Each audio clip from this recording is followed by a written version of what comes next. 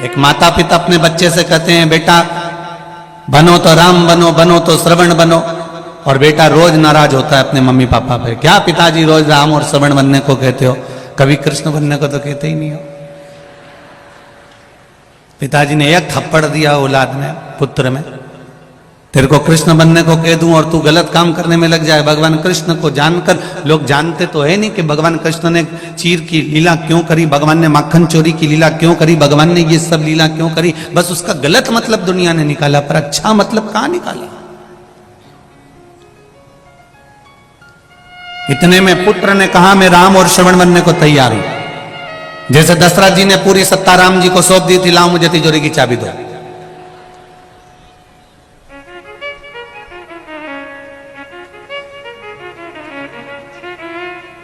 हम फिर कहें आपको, अपने बच्चों से यह मत कहो कि तुम उनके जैसे बनो। अपने बच्चों को इतना संस्कार दीजिए, इतना संस्कार दीजिए और इतना अच्छा बना दीजिए कि दुनिया के लोग कहें कि उनके बेटे जैसा बन जा। यह संस्कार होना चाहिए, यह ज्ञान होना चाहिए।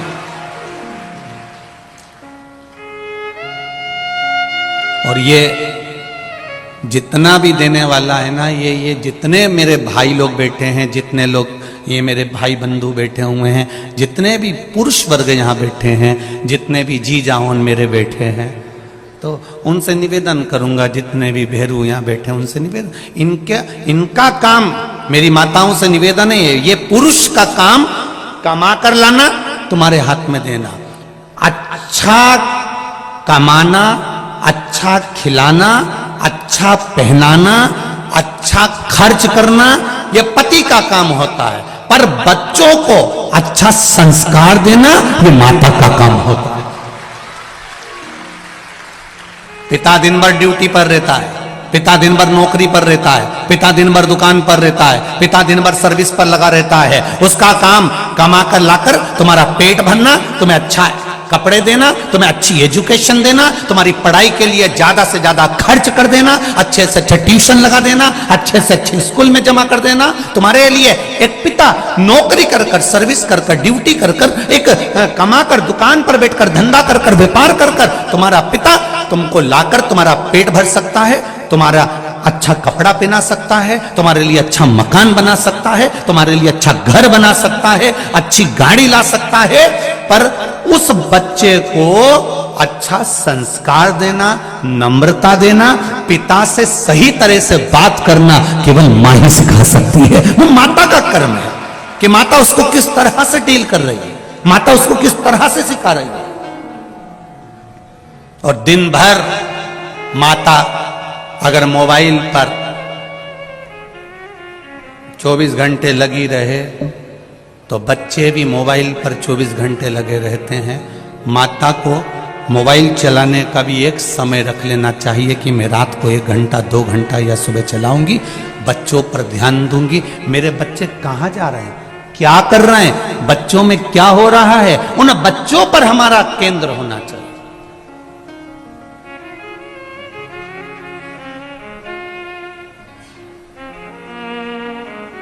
जब बच्चा बड़ा हो जाता है ना, तब मां पूछती है कहां जा रहा है। जब बच्चा छोटा रहे तभी बच्चे पर इतना कंट्रोल होना चाहिए कि वो जाए तो बता कर जाए, मम्मी मैं मेरे दोस्त के यहाँ जा रहा हूँ, मेरे को कॉपी लाना है, मम्मी मैं अभी आता हूँ, मम्मी मैं अभी पहुंचा। तब माता के सामने, अब माँ कहे बच्चा बड़ा होने के बाद में पूछे कि कहाँ जा रहा है तो बच्चे को बुरा लगता है, क्योंकि इतने सालों से उसने पूछा ही नहीं था। अब क्यों टोक रही है, अब क्यों बता रही है, अब क्यों बोल रही है। और मान लो तुमसे बच्चा नहीं संभला और इतने में पिता सामने आ गया और पिता ने फिर संभालना चालू करा, तब भी मां सामने आके खड़ी हो जाती। 9 महीना पेट में रखा है, हाथ मत लगाना मेरे छोरे को। 9 महीना पेट में रखा है, मेरे बेटे को हाथ मत लगाना। बार बार जरा जरा सी बात में मारा मत करा करो, बच्चों को जरा ध्यान रखा करो।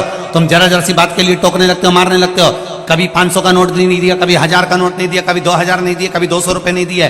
पिता कहता है ये सब कुछ जो कमाया है सब इसी का तो है, अगर आज मैं हाथ से नहीं दे रहा हूं तो बाद में तो मिलेगा ना। कौन सा मैं बांध कर छाती पे रखकर ये सब ले जाऊंगा? और जो मर गए वो कौन सा फ्रिज बांध के ऊपर ले गए, कि एसी बांध कर ले गए, कि अलमारी ले गए? हो सकता है इधर कानपुर वाले ले जाते हो तो बात दूसरी है।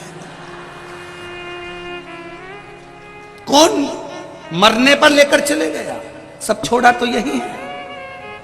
और इतने लोग बैठे हैं, अगर बेटा नहीं भी पूछता है, बच्चे नहीं भी पूछते हैं, इसके बाद अगर कोई कह दे इनसे कि तुम्हारा बेटा तुमसे नहीं पूछता, तुम्हारी बहू तुम्हें नहीं पूछती, तुम्हारे रिश्तेदार तुमसे नहीं पूछते, तुम्हारे परिवार वाले तुम्हें नहीं पूछते, एक काम करो पूरी प्रॉपर्टी उठा के कहीं दान में दे दो, तो भी नहीं देगा। औलाद कितनी भी बुरी हो, बहू कितने भी ताने देती हो, नाते रिश्ते कितने भी बेकार क्यों ना हो, तो भी कोई अपनी प्रॉपर्टी, अपनी जमीन, अपना धन किसी को नहीं देता। भले बहू गाली पर गाली दे तो भी सास मरते समय भी पूरा जेवर उसी को देकर जाती है, क्योंकि वो पाल पोस कर बड़ा करा है उसने। कैसे उसको बिना सामग्री के छोड़ दे? माँ और बाप जैसा तो दुनिया में कोई फरिश्ता होता ही नहीं है, जो देता ही देता है। माता और पिता जैसा कोई संसार में फरिश्ता नहीं हो सकता। दुनिया में सबसे पहला अगर कोई परमात्मा है, दुनिया में सबसे पहला अगर कोई भगवान है, दुनिया में सबसे प्रथम अगर कोई परमात्मा है, तो वो मेरे माता पिता हैं, आपके माता पिता हैं, जिन्होंने कुछ आपसे लिया नहीं है, आपको जिंदगी भर दिया ही दिया है। रात भर जगती है, तुम्हारे ऊपर कम्बल उड़ाती रहती है, रात भर रोती है जब तुमको एक इंजेक्शन लग जाता है, तुम्हारे शरीर में कष्ट हो जाता है, तुम्हारी पढ़ाई के लिए, अच्छी एजुकेशन के लिए, तुम्हारी विद्या के लिए वो मायके तक नहीं जाती कि इसकी एग्जाम चल रही है, इसकी पढ़ाई चल रही है, मैं नहीं जाऊंगी, अभी इसको पढ़ाऊंगी और इसका एग्जाम है। वो अपना जीवन खुद खा रही है। इतने में बच्चे ने कह दिया, मम्मी क्या खा रही हो, मुझे दो। एक ग्रास मुंह में गया था, इतने में पूरी प्लेट अपने बच्चे के हाथ में दे देती है। वो दुनिया में कोई दूसरा नहीं, परमात्मा ही हो सकता, केवल एक परमात्मा।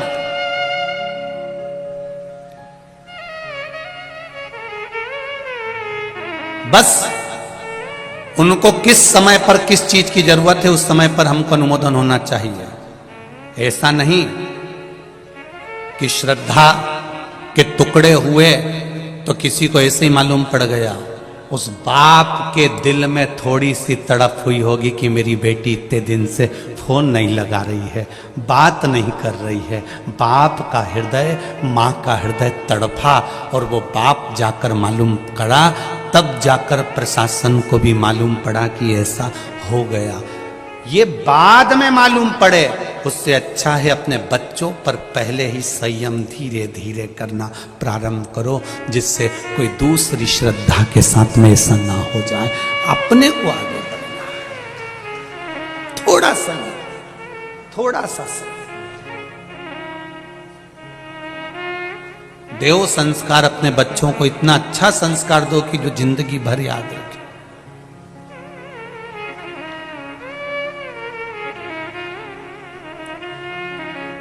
मीरा भी अच्छी थी, कर्मा भी अच्छी थी, ध्रुव जी भी अच्छे थे, प्रहलाद भी अच्छे थे,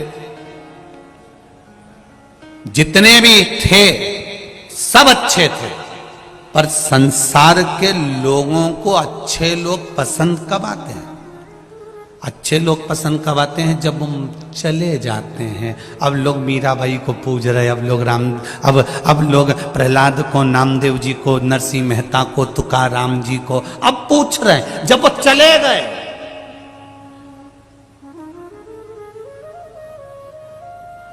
दुनिया के लोगों को अच्छे लोग पसंद कब आते हैं? जब वो चले जाते हैं। बहू सास को इतना लंबा पल्लू रखकर प्रणाम कब करती है? जब सास चली जाती है।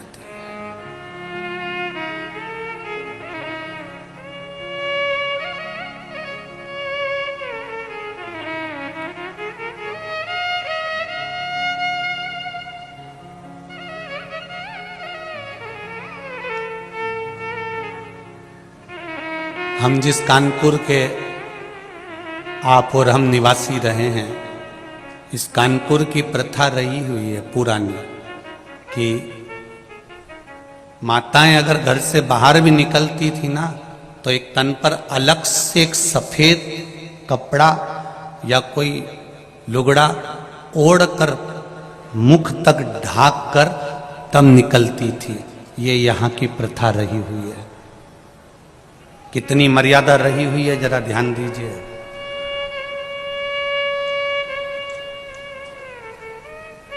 और आज भी वो मर्यादा यहां दिख रही है।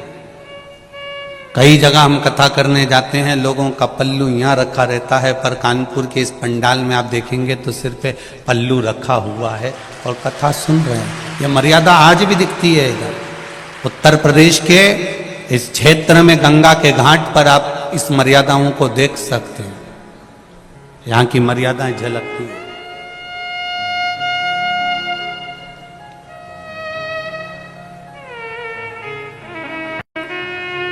होना चाहिए थोड़ा सा। अपने जीवन का एक आनंद ही दूसरा है, सुख ही दूसरा है। करो। बहुता में हम बहुत नहीं कहते आप लोगों से कि आप बहुत कंट्रोल में रहें, हम तो इतना कहते हैं। वो कोई कह रहा था आज के गुरुजी कि आज कोई कह रहा था वहीं पर सुबह सुबह के टाइम पर, गुरुजी अभी तो शिव पुराण की लहर चल रही है।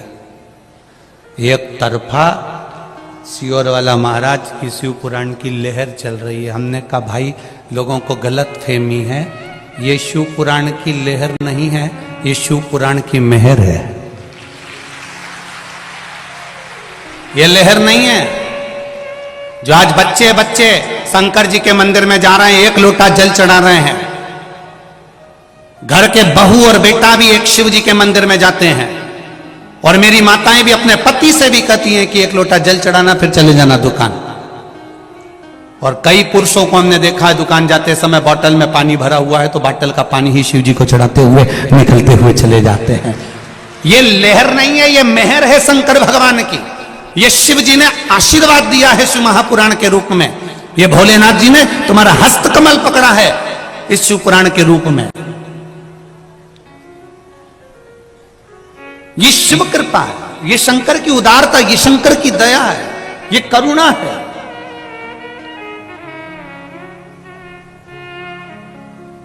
मेरे शिव को आडंबर प्रिय नहीं है, ये निश्चित है। शंकर भगवान को आडंबर से मतलब है ही नहीं। शिव जी, कई लोग बहुत सारा अगर तिलक लगा लें, बहुत लंबे बाल बना लें और बहुत आड़े टेढ़े वस्त्र पहन ले और सोचें कि हम भगवान को रिझा लें, हम भगवान के सही भगत हैं, तो ये भगवान कहते हैं मैं कपड़े से कभी प्रसन्न नहीं हुआ। कपड़े तो मेरे को प्रसन्नता लेते ही नहीं। हम कौन से कपड़े पहने जिससे भगवान प्रसन्न हो जाएं? शिव पुराण कहती है कपड़ा बदलने की जरूरत नहीं, कलेजा बदलने की जरूरत है, भगवान प्रसन्न हो जाएंगे। आप दिल तो बदलो, मन तो बदल ही नहीं पा रहे हो, चित्त तो बदल ही नहीं पा रहे हो, आपकी एकाग्रता तो बदल नहीं पा रहे हो, आप भगवान की शरणागति तो ग्रहण नहीं कर पा रहे हो और कहते हो मैं परमात्मा को पाना चाहता हूं, मैं भगवान को अपना बनाना चाहता हूं। कई ऐसे लोग आते हैं जो हमसे भी कहते हैं भगवान तो तुम्हारा दिखता ही नहीं है। तुम इतनी बड़ी बड़ी कथा सुनाते हो, कभी भगवान आज तक हमको दिखा ही नहीं। भगवान को देखने की सोचना भी मती। भगवान को सुनो, भजन करो और श्रवण करो।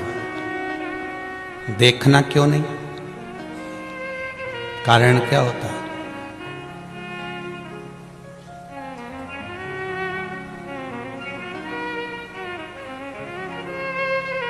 जिस छोरी से शादी होने वाली रहती है ना, छोरा उनकी, और जिस छोरी की शादी छोराओं से होने वाली होती है, पहले मन में कितनी उमंगता होती है कि एक बार मैं इसको देखूं, एक बार देखूं, एक बार देखूं। और शादी नहीं हो जब तक तो ललकता रहे कि देखूं, और जब जगदम्बा घर में आ जाए फिर भेरू तेरे को रोज का सिंदूर चढ़ा है, रोज। अब क्या कहता है? मैं तो मर जाऊं तो अच्छा, इससे पीछा छूट जाए तो अच्छा। क्यों? पहले तो तू गा रहा था तुझे ना देखूं तो मुझे चैन आता ही नहीं है। पहले तो तू ही गा रहा था, अब कहां गया? ये संसार है भाई। तुम्हारे पास में जो गाड़ी नहीं होती है, 2 व्हीलर 4 व्हीलर, जो कंपनी की गाड़ी तुम्हारे पास में नहीं है, उसको पाने की ललकता बढ़ती है। बोलो सही है कि गलत है? जब वो गाड़ी तुम्हारे दरवाजे पर आ जाती है तो 2 4 8 दिन 15 दिन महीने भर के बाद ललकता समाप्त। तुम्हारे पास में जो पर्दे नहीं होते, किसी क्या देखी हो तो ललकता बढ़ जाती, पर्दे आ गए ललकता समाप्त। फ्रिज नहीं है तो फ्रिज की ललकता बढ़ रही है, फ्रिज लाना फ्रिज लाना फ्रिज लाना, फ्रिज घर में आ गया ललकता समाप्त। लोग कहते हैं कि परमात्मा क्यों नहीं दिखता?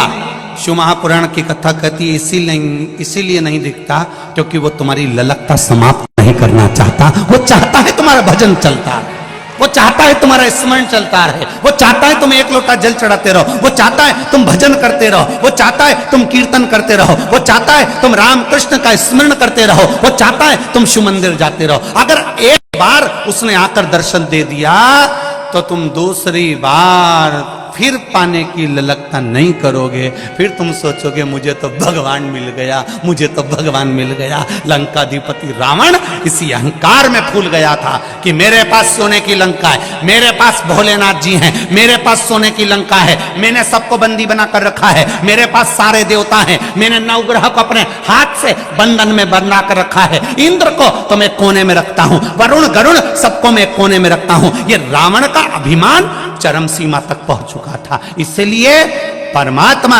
भगवान शिव ने भी रावण से कहा था, रावण तू बार बार मुझसे कहता है कि दर्शन दो दर्शन दो दर्शन दो, मैं तुझे दर्शन नहीं देना चाहता, कहीं तेरी ललकता समाप्त ना हो जाए, मैं तुम्हें हाथ पर उठा लूंगा अगर दर्शन नहीं दोगे तो शिव को दर्शन देना पड़ा। जब दर्शन दे दिया तब रावण सबसे कहता रहा, मैंने शंकर को अपने हाथों पर उठा लिया, शिव जी ने आकर मुझे दर्शन दिया, शंकर मेरे सामने आ गए, ललकता समाप्त हो गई।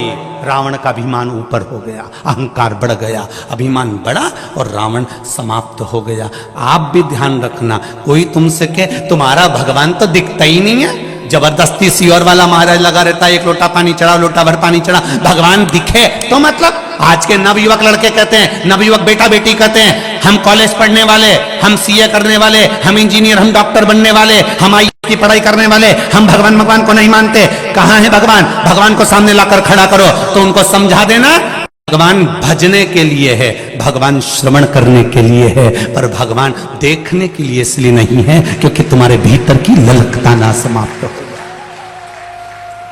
सोने के हार की ललकता जब तक रहती है जब तक वो बने नहीं, हाथ की पाटली की ललकता जब तक रहती है जब तक वो तुम्हारे हाथ में ना आ जाए। सुनार की दुकान पर अंगूठी देखोगे तो ललकता पड़ेगी, पर वो अंगूठी खरीद कर लिया है तो ललकता समाप्त, हार मिल गया तो ललकता समाप्त। जब तक घर नहीं मिलेगा, भगवान मेरा बड़ा मकान बना दो, मेरा बड़ा घर कर दो, जब तक घर नहीं बनेगा तब तक ललकता लगी रहेगी, 4 मंजिल का बनाऊंगी, 4 मंजिल का बनाऊंगी। बन गया, उसके बाद कई मंजिलों के मकान के अंदर तो धूल धम्मास इतनी हो रही, जाले पड़ रहे, कोई साफ नहीं कर रहा क्योंकि ललकता समाप्त। पहले मन में सोचती थी एक बार अच्छा मकान बन जाए तो मेरे कपड़े ऊपर सूख जाएंगे, चने की दाल ऊपर सूख जाएगी, तुअर की दाल ऊपर सूख जाएगी, अरहर की दाल ऊपर सुखा दूंगी। अब भगवान ने 4 मंजिल का मकान दे दिया।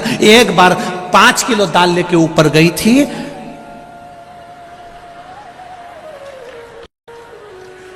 जब नीचे आई दाल खाने के लायक नहीं, इतनी ललकता। गई थी ऊपर, बड़े अरमान से चढ़ी थी, बहुत अरमान से, और बहू से कह के भी गई थी तू भी ले आना थोड़ा सा सामान, कपड़े वपड़े सूखने के ऊपर ले आना।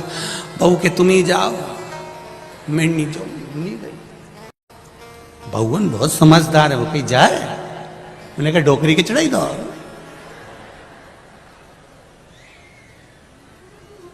अब बहू नीचे से कह रही है मम्मी आ जाओ, बहू नीचे से आवाज लग रही है मम्मी चाय पीने आ जाओ। सास कह रही है यहीं लिया, बहू क्यों नहीं जाऊंगी, नहीं जाऊंगी, नहीं गई वो ऊपर। फिर शाम को धीरे धीरे सास 2-2 4-4 सीढ़ी नीचे उतर के आई।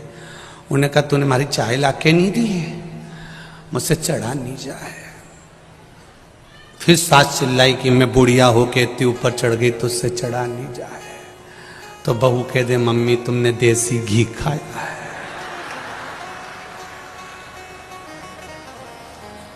तो सास बोली तूने कुछ नहीं खाया। बहू बोली नहीं तुमने मेरा प्राण खाया है। क्या बोले? बोले सुनो, बोले क्या? चलिए महाराज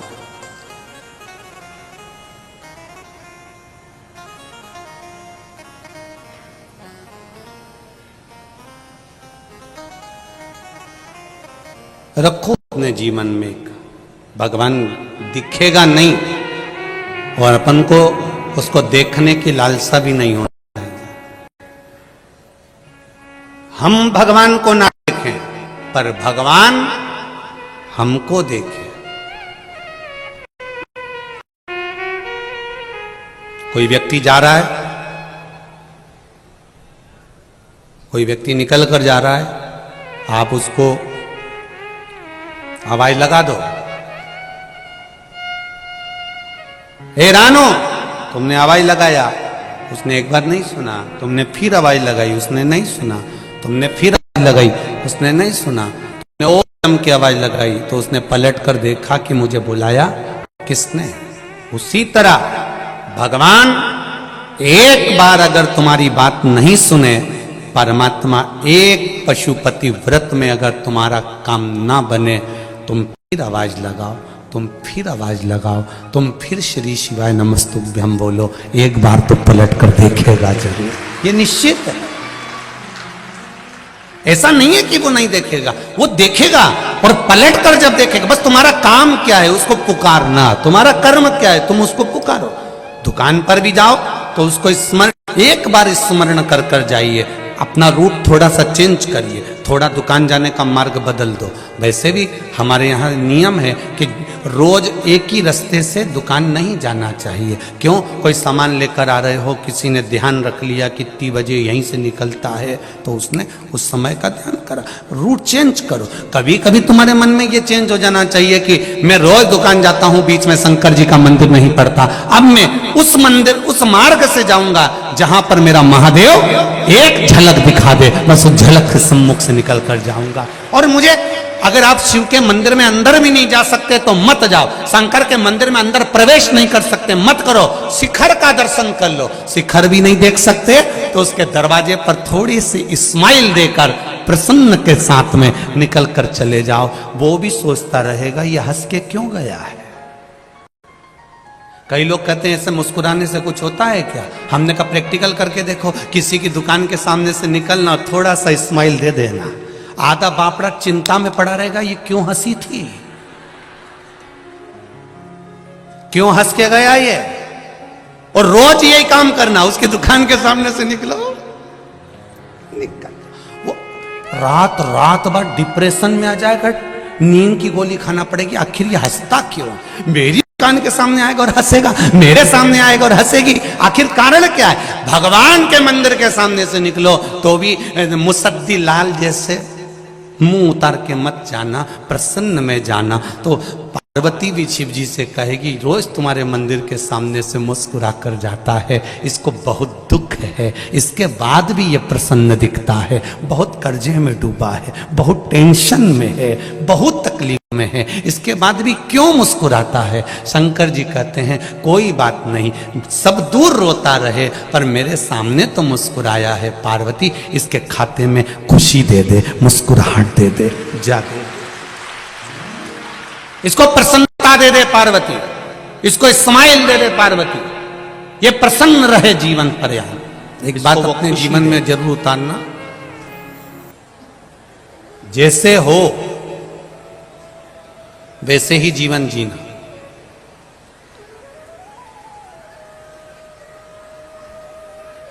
किसी की चमक देखकर अपनी चमक बदलने की कोशिश मत करना। अपने को देखकर दुनिया बदल जाए तो समझ लो कि जीवन की सार्थक।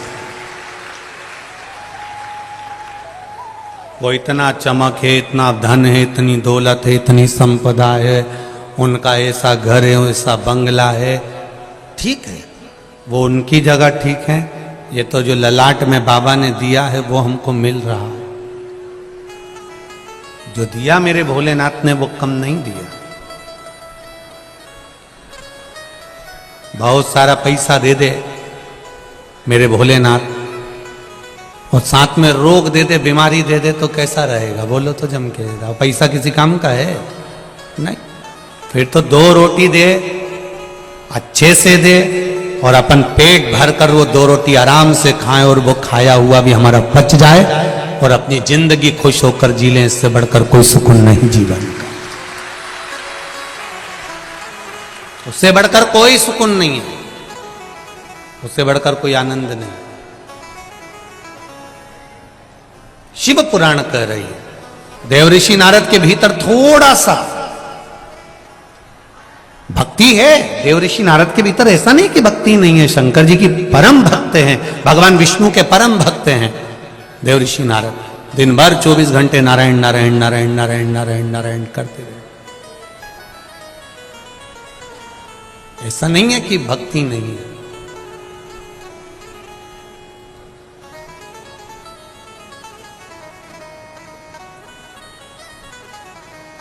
देवऋषि नारद के भीतर भक्ति तो है, भगवान विष्णु की भक्ति है, पर देवऋषि नारद को यह ज्ञात नहीं है कि भक्ति करो मना नहीं है, पर किसी को नीचा दिखाने का प्रयास मत करो। भजन करने की मना नहीं है, पर किसी को नीचा दिखाकर अगर आप भजन कर रहे हो तो उसका कोई महत्व नहीं।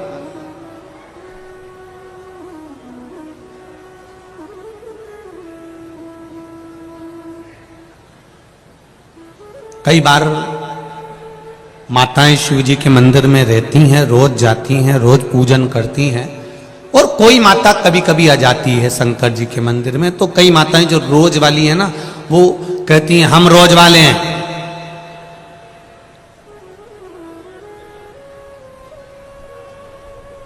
पहले हम पूजन करेंगे।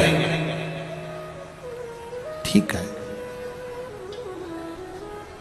जो कभी कभी आ रहा है, रोज वाले को निवेदन है कि ये तो केवल थोड़ा सा समय निकालकर, वो भी ना जाने किसने किया होगा, तब जाकर ये मंदिर पहुंचा होगा। तो तू पहले जल चढ़ा ले, इसके बाद अपन चढ़ा लेंगे, जा, कोई बात नहीं।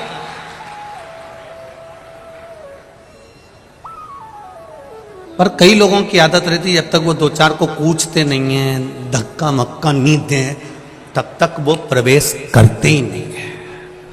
2-4-8 को जब तक वो हिला डुला नहीं देना, तब तक प्रवेश करना बड़ा कठिन है, बहुत कठिन।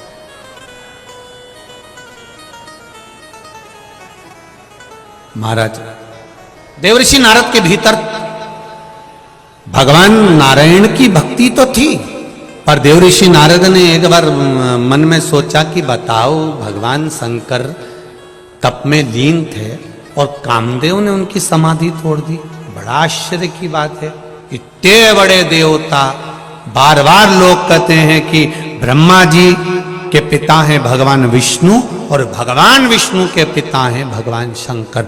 जब हमारा शास्त्र कह रहा है कि शिवजी ने सब कुछ दिया, शंकर ने बैकुंठ, शंकर ने लक्ष्मी, शिवजी ने ब्रह्मा जी को ब्रह्माणी दी है, शिवजी ने उनको कमल पुष्प पर रहने का आनंद दिया, शिवजी ने ब्रह्मा जी को बताया कि सृष्टि की रचना कैसे करना है, शंकर भगवान ने अपना अर्धनारीश्वर स्वरूप धारण कर कर ब्रह्मा जी को समझाया, ज्ञान दिया, इंद्र को इंद्र का सिंहासन दिया, गरुण वरुण सबको भगवान शिव ने दिया,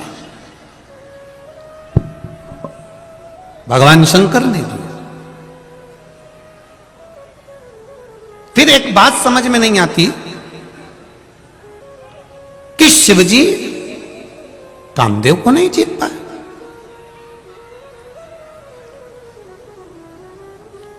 फिर समझ लेना मेरी जीजियां जितनी बैठी हैं इस कल्याणपुर कानपुर में जो कथा चल रही है, और जितने लोग आस्था चैनल पर सुन रहे हैं, जितने फेसबुक पर सुन रहे हैं और जितने यहां सुन रहे हैं, और जितने बाउंड्री के बाहर सुन रहे हैं। आप लोग भी जरा ध्यान से सुनना। राम जी महाराज का विवाह मुहूर्त देखकर हुआ था। बोलो हुआ था कि नहीं हुआ था? राज तिलक भी मुहूर्त देखकर हुआ।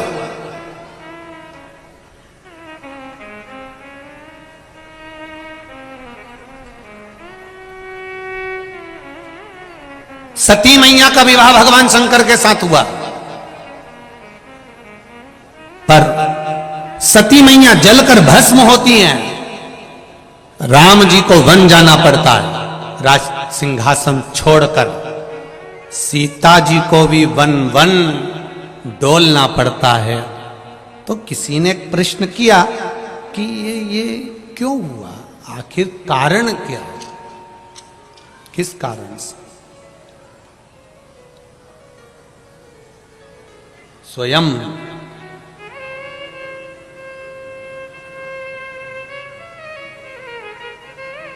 भरत जी ने भी पूछ लिया था पूज्य गुरुदेव विश्वामित्र जी से, गुरुदेव वशिष्ठ बाबा से, अपने गुरुजनों से, और यही नहीं जनकपुरी में भी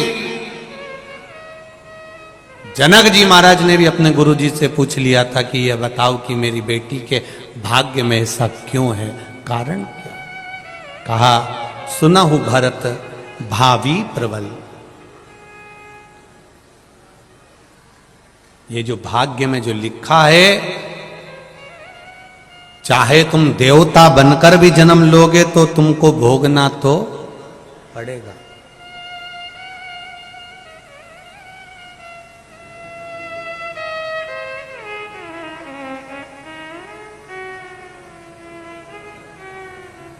भोगना तो पड़ेगा, ये निश्चित है।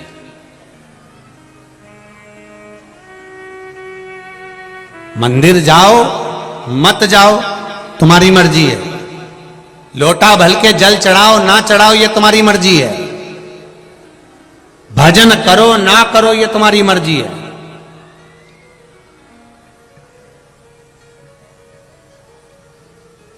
कर्म का भोग तो भोगना पड़ता है।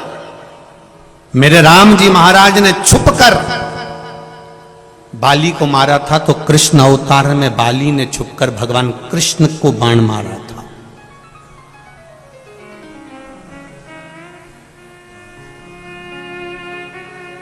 सती मैया ने पूर्व में उमा बनकर जो भाव व्यक्त किया था, उसके कारण सती बनकर जलकर भस्म होना पड़ा।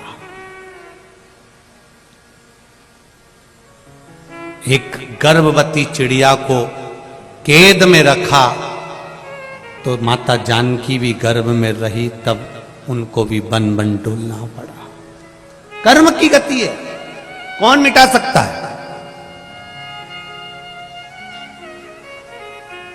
ये भाग्य में लिखा हुआ तो भोगना तो पड़ता है। भाग्य का लिखा हुआ प्रत्येक, फिर निवेदन करेंगे कि 13वीं पर ध्यान दिया लोगों ने कि ये मर गया तो इसका 13वां हुआ, ये मर गया तो इसका 13वां हुआ। वो 13वें पर ध्यान दिया, 13वीं पर ध्यान दिया, पर लोगों ने वो 13 बातों पर ध्यान नहीं दिया कि जो मनुष्य के भीतर 13 चीजें हैं जो केवल मनुष्य खुद करता है, उसकी ये 13 चीजें कोई दूसरा नहीं कर सकता। 13वें का मतलब क्या होता है? केवल नुक्ती खा लेना किसी के मरने के बाद, या गुलाब जामुन या पूरी सब्जी या रायता, इसको 13वां नहीं कहा गया। 13 चीजें मनुष्य के जीवन में ऐसी होती है जो मनुष्य को खुद करना पड़ता है, कोई दूसरा नहीं करता।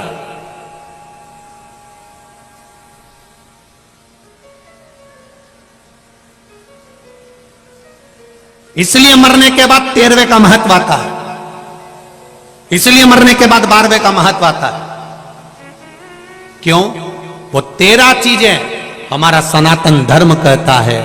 पहला, भोजन मनुष्य को खुद करना पड़ता है। दूसरा खा के बैठ जाएगा और तू उसका हाथ पकड़ ले तो तेरे शरीर में नहीं आएगा। बोलो रिजी जी, सही है? अगर ऐसा होता तो आज शादी में सबसे ज्यादा बचत होती, पति तुम्हारा समोसा खाता, तुम सिर पे पल्लू लेके उसको टच करके घूमती। एक प्लेट का भोजन बच गया कि नहीं बच गया? सवेरे पत्नी चाय पीती, पति उसको टच कर लेता, पी ले तू पी ले, मैं तुझे टच करा। बचता कि नहीं बचता? सनातन धर्म में तेरवे के महत्व को समझो कि किसी के मरने के बाद तेरवा क्यों होता है, किसी के मरने के बाद 12वां क्यों होता है। उस तेरवा के 13 चीजें हमारे सनातन धर्म ने दी है कि ये 13 मनुष्य खुद करे तो फायदा है, दूसरा नहीं कर सकता। पहले नंबर पर भोजन स्वयं को करना पड़ता है, दूसरे नंबर पर प्यास पानी खुद को पीना पड़ता है। पड़ोसी पानी पिएगा तो तुमको तृप्ति नहीं मिलेगी। तीसरे नंबर पर है खांसी। अब तुम्हें खांसी आ रही है, तुम पड़ोसन से कहते तू खांस ले, खांस, पड़ोसन खांस लेगी तो तेरी खांसी ठीक हो जाएगी? नहीं, खांसना भी खुद को पड़ता है। छींकना, जैसे ही छींक आए इतने में तुम्हारे पति से कहते छींको, छींक देगा। छींकना भी स्वयं पड़ता है। नींद, तुम्हारे बत्तल का कोई दूसरा सो भी जाएगा ना तो तुम्हें लाभ नहीं मिलेगा। नींद भी स्वयं को ही लेना पड़ेगा, स्वयं को नींद लेना पड़ेगा स्वयं। 5वें नंबर पर, 6ठे नंबर पर आती है फिर उबासी। जो आप मुंह खोलकर उबासी लेते हो, ये भी कोई दूसरा नहीं ले सकता, ये अपने को खुद की लेना पड़ेगी। फिर आया दुख। तुम्हारा लिखा है बहू डॉक्टर के पास ले जाएगी, दवाई दे देगी, दलिया बना देगी, थूली बना देगी, 1 गिलास दूध दे देगी, पर दुख तो तुमको झेलना पड़ेगा। दांत में तकलीफ हुई तो बहू से कह दो तू झेल ले, वो दलिया खा लेगी, दूध भी पी जाएगी 1 गिलास भर के, पर तकलीफ तो खुद को झेलना, कोई दूसरा नहीं झेलेगा। सुख ये भी हम स्वयं झेल सकते हैं, कोई दूसरा नहीं। रोना हमारे बत्तल का दूसरा नहीं रोएगा, तुम्हें देखकर भले रो लेगा, पर रोना भी हमारा खुद का है, हंसना भी हमारा खुद का है। 11वें नंबर पर है नित्य क्रिया, प्रातः के समय की, वह भी हमारी खुद की, कोई दूसरा नहीं कर सकता।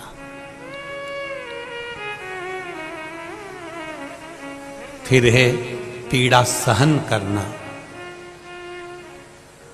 अपनी पीड़ा को अपन स्वयं सह सकते हैं, कोई दूसरा नहीं सह सकता। आप कह दो, आप किसी को बोल सकते हो मुझे ये पीड़ा हो रही है, आप किसी को कह सकते हो मुझे ये दुख है, मुझे ये तकलीफ है, मुझे ये कष्ट है, पर पीड़ा सहना आपको ही पड़ेगी, कोई दूसरा नहीं सह सकता।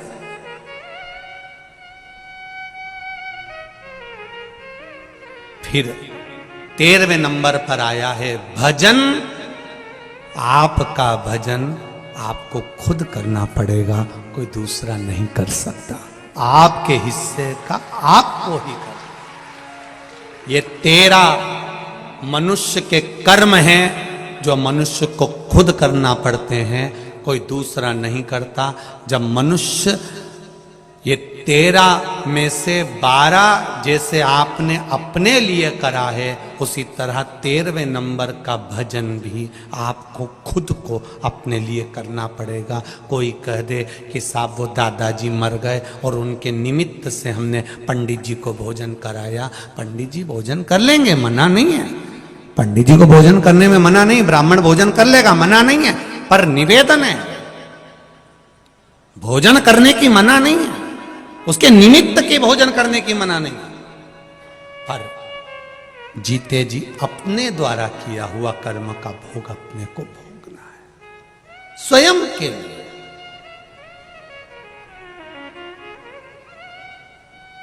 तेरहवें नंबर का है भजन, जो स्वयं को करना पड़ेगा, स्वयं के लिए। एक एक बहन जी ने लिखा है,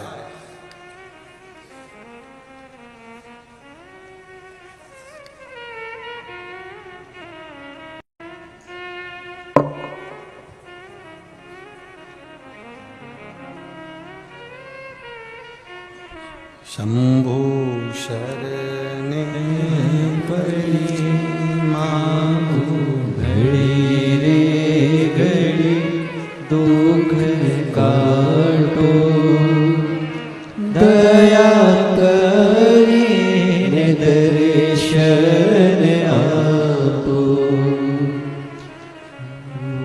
शरण पड़ी मांगो घड़ी रे घड़ी दुख काटो, दया करीने दर्शन आपो। पत्र में लिखा है, मेरा नाम निहारिका अग्निहोत्री है और मैं लखनऊ की रहने वाली हूँ। निहारिका जी आप ही, दोनों हाथ हिला दो एक बार। श्री शिवाय नमस्तुभ्यम। दोनों हाथ ऊपर करके हिला दो एक बार। हर हर, ऐसे हिलाओ, ऐसे हर हर महादेव। मेरा नाम निहारिका अग्निहोत्री है और मैं लखनऊ की रहने वाली हूँ। गुरुजी, मेरी माँ कैंसर जैसी बीमारी से पिछले 10 सालों से पीड़ित है, जिसकी वजह से उनको कान की हड्डी गलने लगी है, जिसका कोई डॉक्टर से इलाज करवाया, सबने ऑपरेशन की सलाह दे दी। ऑपरेशन की बात सुनकर हम सब चिंतित हो गए। माता की उम्र 60 वर्ष है और उनका स्वास्थ्य ठीक नहीं रहता। फिर आपके द्वारा बताया गया बेलपत्र वाला उपाय, शिवजी पे जल चढ़ाया हुआ जल मेरी माँ ने पीना प्रारंभ किया, जिसका परिणाम ये हुआ कि हम दूसरी बार जब डॉक्टर को दिखाने के लिए हॉस्पिटल पहुंचे तो डॉक्टर ने कह दिया अब इनको ऑपरेशन की जरूरत नहीं है, इनके कैंसर में आराम लगना प्रारंभ हो गया। शिव कृपा। एक बात और कहना चाहती हूं गुरुजी, ऐसा ही कुछ मेरे साथ हुआ। पिछले 8 साल से नौकरी के लिए बहुत प्रयास कर रही थी, परंतु सफलता प्राप्त नहीं रही। गुरुजी, मेरी भगवान के प्रति इतनी आस्था भी नहीं थी। मेरी माँ आपकी कथा सुनती थी, मैं कभी आपकी कथा पर स्मरण नहीं करती थी और ना मैं कहीं मंदिर जाती थी। उन्होंने ही मुझे कथा सुनने के लिए कहा और मैंने एक बार एकांत में बैठी थी तो मैंने सोचा जरा सियोर वाला महाराज को सुनूं तो सही। आपके द्वारा कही हुई कथा को मैंने सुनना प्रारंभ करा, मुझ पर थोड़ा सा प्रभाव पड़ा और मैं अंदर ही अंदर भोले बाबा से प्रार्थना करने लगी। मंदिर जाने में थोड़ी शर्म सी आती थी, नहीं जाती थी, पर शिव जी को दिल से मानने लगी। कथा सुनकर आस्था जगी और मैंने प्रतिदिन भोले बाबा पर फिर मन करा। पहली बार लोटा उठाया, पानी लेकर शिव जी के मंदिर गई और बाबा से प्रार्थना कर कर आई। सियोर वाला महाराज कहता है जो मांगो वो मिलता है, 3 महीने में आप देते हो, ऐसा मैंने सुना है। बाबा को कहकर 1 लोटा पानी चढ़ाया। मेरी नौकरी के लिए मैं बहुत सालों से अप्लाई कर रही हूं पर मेरी नौकरी नहीं लगी है। बाबा आप कुछ कृपा करो, मेरी गवर्नमेंट जॉब लगे, ऐसी कृपा कर दीजिए। 3 महीने हुए गुरुजी, तीसरे महीने का आखिरी लोटा जल में शिव जी को चढ़ा रही थी और बाबा ने मुझे पुलिस विभाग में नौकरी प्रदान कर दी। मैं बाबा को धोख लगाने के लिए आई। ये शिव है, बैठिए बहन। श्री शिवाय नमस्तुभ्यम। शंकर की उदारता, शिव की करुणा यही कहती है। आप हृदय से, चित्त से, मन से उसको रिझाओ, उससे कहो। आपकी भक्ति, आपका विश्वास। एक मां, किसी ने पत्र लिखा है, 16 साल के बाद संतान हुई है। कहां बैठी है वो? पत्र ढूंढना पड़ेगा मेरे को, आप हाथ हिला दो।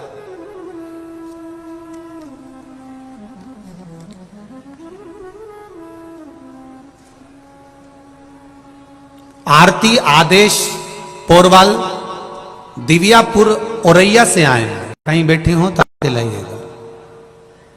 अच्छा वहां है, ठीक है, दोनों हाथ हिला दो एक बार। श्री शिवाय नमस्तुभ्यम। दिख गए हो? श्री शिवाय नमस्तुभ्यम। दंडवत प्रणाम भोलेनाथ जी के चरणों में। गुरुदेव, मेरी शादी को 16 साल हो गए थे, मुझे कोई संतान नहीं हुई। मैंने बहुत इलाज कराया लेकिन कुछ नहीं। फिर मैंने एक बेटी गोद लेने का मन में ठान लिया और आखिरी में लोग मुझे ताने पर ताने देने लगे। सब लोग अपशब्द कहते थे गुरुदेव, क्योंकि 16 साल शादी के हो गए थे। मैं क्या वर्णन करूं। डॉक्टरों ने भी कह दिया था कि आपको संतान का सुख नहीं है। तब लोग मुझे इतना अपशब्द कहते थे गुरुदेव, बांझ तक कह देते थे, गालियों पर गालियां देते थे। गुरुदेव, बाबा की कृपा हुई और 27 अप्रैल 2020 को मैंने पहली बार कथा सुनी और तभी मेरा राजस्वला धर्म का 7वां दिन था। मैं अपने पति को लेकर सफेद आंकड़े की जड़ को निकलवा कर लाई, शिव मंदिर में पहुंची। शंकर भगवान के मंदिर में 27 अप्रैल 2020 को मैं शिव जी के मंदिर में सफेद आंकड़े की जड़ को लेकर तुमरुका जी का नाम लेकर मैंने कमर में बांधी और बाबा की कृपा ऐसी हुई 3 महीने के अंदर मेरा गर्भ ठहर गया और बाबा की कृपा से 27 जनवरी 2021 को मेरे यहाँ बेटे का जन्म हुआ है। मैं उनको धोख लगाने के लिए यहाँ पर आई हूं। हर हर बैठिए बहन। श्री शिवाय नमस्तुभ्यम। बहुत बहुत बधाई आरती जी आपको, आदेश जी आपको बहुत बहुत बधाई। शिव कृपा, उसकी उदारता, उसकी करुणा। देवर्षि नारद के भीतर भगवान विष्णु की भक्ति तो थी, पर देवर्षि नारद के भीतर शिव भक्ति नहीं थी। उन्होंने कहा, बताओ देवर्षि नारद मन में सोचते हैं, न काम को जीत नहीं पाए, काम से हार गए, कामदेव ने इनकी समाधि तोड़ दी। थोड़ा सा अहम भक्ति का प्रकट हो गया, थोड़ा सा है। हम आप लोगों से एक बात कहे पहले, आज फिर कहते हैं, तुम भजन करना अहंकार को छोड़कर। जब कथा सुनने के लिए जाओ, जिस जगह पर कथा सुनने बैठो, घर के लोगों को कहकर जाना कि मैं 2.5 घंटा 3 घंटा की कथा है, 2 बजे से 5 बजे तक चलेगी। 5 बजे जब आरती होगी तब भूमि को नमन कर कर प्रणाम कर कर तब मैं अपने घर पर आऊंगी, क्योंकि मैंने सुना है जब मेहमान जाते हैं तो जाते जाते कुछ रुपया घर के हाथ में, बच्चों के हाथ में दे जाते हैं। मेरा भोलेनाथ रोज कथा के विराम में मुझे कुछ ना कुछ देगा जरूर। जब कथा का विराम होता है, रोज प्रतिदिन आप कथा सुनने के बाद जब अपने घर को जाते हैं, 5 बजे जब कथा छूटती है और आप अपने घर के लिए निकलते हो, तो ये आपके भीतर ये भाव होता है कि जैसे मेहमान जाते जाते कुछ देते हैं, मेरा भोलेनाथ रोज प्रतिदिन विराम पर कुछ ना कुछ मेरे जीवन में जरूर देकर जाएगा। ये मेरा विश्वास करता है, मुझे खाली नहीं छोड़ेगा, वो देगा जरूर। भक्ति और मुक्ति का साधन है शिव। नारद जी के भीतर अहंकार प्रकट हो गया, देवर्षि नारद के भीतर अभिमान आ गया कि मैं भगवान विष्णु का भजन करता हूं, मैं कामदेव को जीत सकता हूं और शंकर भगवान नहीं जीते, शिव जी नहीं जीत पाए। इतना अहंकार, इतना अभिमान उसके भीतर जागृत हो गया। शिव नहीं जीते। अब को कौन समझाए कि शंकर भगवान कामदेव को देखकर नेत्र क्यों खोले हैं? क्योंकि शंकर भगवान सती के पति हैं, कामदेव रति के पति हैं। बोलो री जी जी, सही है कि गलत है? सही है ना। शिव सती के पति, कामदेव रति के पति। सती और रति एक ही पिता की बेटी है। कामदेव के साड़ू भाई कौन है? बोलते जाओ जरा जम के बोलो। शंकर भगवान। शंकर भगवान के साड़ू भाई कौन है? कामदेव, क्योंकि रति सती दोनों बहन है। इतने सारे देवताओं ने आकर समाधि तोड़ी, शिव जी ने नेत्र नहीं खोला, पर कामदेव आया, शंकर भगवान को नेत्र खोलना पड़ा। उसका कारण केवल इतना सा है कि तुम दुकान पर 24 घंटे बैठो, मना नहीं है, पर पत्नी कहती है कि मेरे रिश्तेदार आए तो 5 मिनट आके मिलो तो। बोलो सही है कि गलत है? और अगर पत्नी की बहन आई, उसका पति आया, बहन का पति, और तुम दुकान छोड़ के नहीं आए, मत छोड़ो, फिर वह तुम्हें नहीं छोड़ेगी। मत छोड़ो।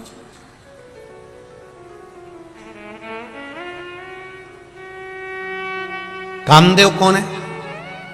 सती मैया की बहन के पति। अभी तक जो आए थे वो शंकर जी के रिश्तेदार नहीं थे, पर अब जो आया है कामदेव, वो शिव का साड़ू भाई आया, भगवान शंकर के रिश्तेदार है। और अब रिश्तेदार आए तो कुछ ना कुछ 2 मिनट तो बात तो करना पड़ेगा ना, कि कोई आया है तो ये बस नारद जी को कौन समझाए, क्योंकि नारद तेरी शादी नहीं हुई, अगर तेरी शादी हो जाती तब समझ में आता कि रिश्तेदारी कैसे निभाई जाती है। हमसे पूछो कि रिश्तेदारी कैसे निभाई जाए। शंकर भगवान ने नेत्र इसलिए खोले क्योंकि सामने कामदेव खड़ा था, अपना रिश्तेदार खड़ा है, तो कम से कम हेलो हाय तो करना ही पड़ेगा, थोड़ा राम राम श्याम श्याम तो करना पड़ेगा।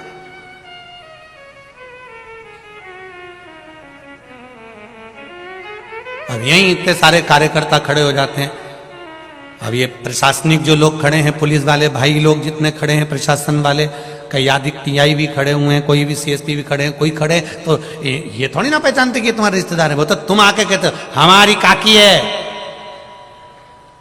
तो फिर इतने में भाई प्रशासन आदि के लोग, उनको तो नियम निभाना है, उनको तो संयम रखना है, उनको तो सेफ्टी रखना है, और केवल एक अकेले की सेफ्टी नहीं, आप सबका ध्यान उनको रखना है। तो उनको तो समझना पड़ेगा ना कि भाई कोई भी आए, कथा के पहले आओ या कथा के बाद आओ, पहले कैसे आ गए तुम, बीच में क्यों उपद्रव मचा रहे हो, क्यों चिल्ला रहे हो, तो ये शक्ति तो इनको रखना पड़ेगी, भले तुम कार्यकर्ता क्यों ना हो, उनको थोड़ा नियम धर्म तो संयम तो रखना पड़ेगा।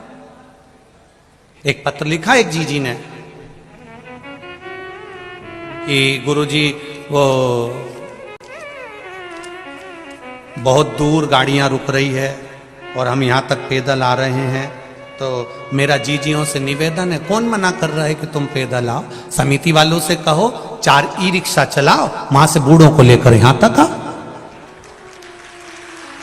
उसमें कौन सी दिक्कत है। पर प्रशासन अगर रोक रही है बाहर, इसलिए रोक रही कि घटना ना घटे, ट्रैफिक जाम ना हो, कष्ट ना हो, और आप तो फिर भी ठीक हो जो केवल कॉलोनी से यहां तक अंदर आ रही हो। और जगह कथा होती है तो 4 से 5 किलोमीटर तक लोग सिर पे बैग रख रख कर पैदल चलते चलते शिव महापुराण तक पहुंचते हैं। ये तो फिर भी यहाँ की प्रशासन को धन्यवाद दूंगा मैं, पुलिस प्रशासन को, जिन्होंने सही तरह से इसको साध रखा। मना नहीं है, थोड़ा सा नियम अपने को भी बनाना पड़ेगा, थोड़ा अपने को भी साधना पड़ेगा, तब तो कार्यक्रम सफल होगा। मम्मी क्यों डांटती है बच्चों को, नीचे बैठ, बच्चों को क्यों डांटती है, जो बच्चा बिगड़े ना, काम ना बिगाड़े, तो कुछ गलती ना हो। उसी तरह अपने को, चाहे समिति हो चाहे प्रशासन हो, सबको साथ लेकर इस कार्य को पूर्ण करना आनंद के साथ। और बहुत मैं समिति को भी कहूंगा और प्रशासन को भी कहूंगा, बहुत अच्छे श्रोता बहन भाई कथा सुनने आ रहे, एकदम साइलेंट रहकर कथा सुनते हैं, धन्य है। जब हम यहां आ रहे थे कानपुर तो किसी ने कहा था वहां तो बहुत कथा होती है, लोग अपनी मस्ती में लगे रहते, कहीं कथा माता कोई नहीं सुनता। हम उनको दिखाना चाहते हैं, एक बार आकर देखो कानपुर की इस पावन धरा पर, कल्याणपुर में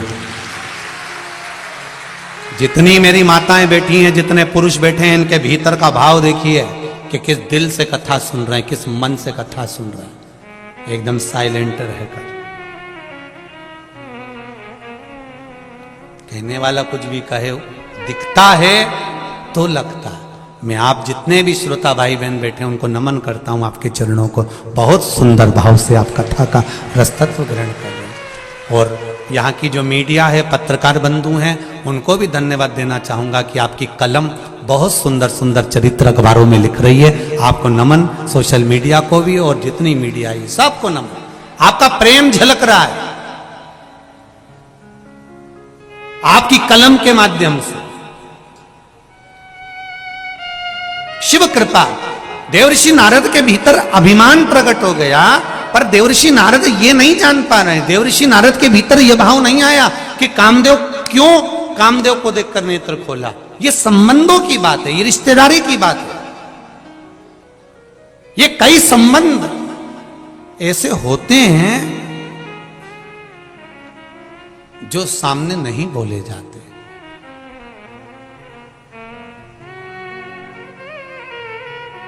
सगे भाई से भी लड़ाई हो जाती है ना, सगे भाई से भी अगर विवाद हो जाता है तो भी जब उसके घर में कोई कार्यक्रम होता है तो भाई के यहाँ पर भी दिल में उमंग तो उत्पन्न होती है कि मेरे भाई के यहाँ लड़की की शादी है, अच्छा काम है, उसका बेटी का ब्याह हो रहा है, भले नहीं जा रहा, भले नहीं पहुंच रहा, पर दिल में उमंगता तो है,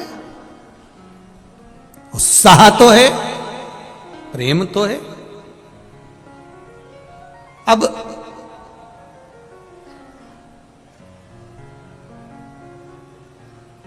देवऋषि नारद के भीतर अभिमान आ गया, तो देवऋषि नारद ने शिवजी को नीचा दिखाने के लिए समाधि लीन हो गए, तप करने लगे। सब ने समाधि को डिगाया, नहीं डिगे। अंत में कामदेव आया, कामदेव भी देवऋषि नारद को नहीं जीत पाए। तब देवऋषि नारद ने कामदेव को जीत लिया, और जीत लिया तब सबसे पहले देवऋषि नारद शंकर भगवान के पास में गए, क्योंकि ये काम को नहीं जीत पाए थे।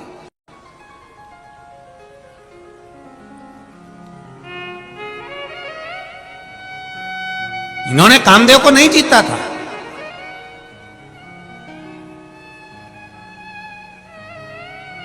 आप उन्नति की सीढ़ी पर आगे बढ़ रहे हो, आप उन्नति की सीढ़ी पर अग्रण्य बढ़ रहे हो, मना नहीं, खूब बढ़ो, पर किसी को नीचा दिखाकर नहीं, किसी को अपशब्द बोलकर नहीं, किसी को ताने देकर नहीं।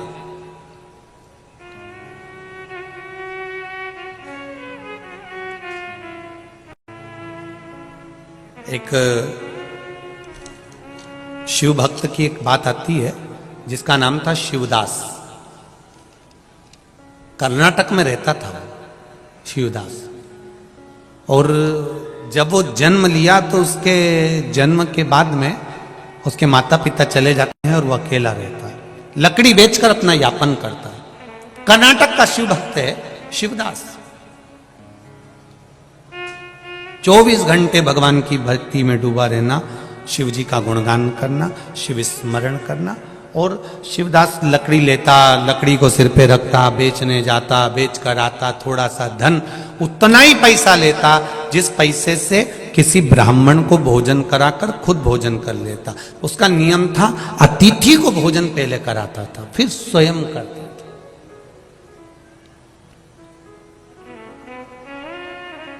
ये हमारे यहां की रीति रही है पहले से। उत्तर प्रदेश में तो इधर साइड का तो नहीं मालूम हमको, पर काशी से और आगे जब जाते हैं तो वहां एक नियम है, अब इधर भी होना तो चाहिए ऐसा नियम, कि जब कोई अतिथि आता है तो सबसे पहले उसके सामने गुड़ या शक्कर या मीठा, लड्डू, गुलाब जामुन जो भी घर में होता है वो उसके सामने रखा जाता है। पानी भी बाद में आता है, पहले मीठा। इधर होता है क्या? है इधर नीति? बहुत बहुत धन्यवाद आपको, आप पूर्वजों की रीति को निभा रहे हैं इसके लिए।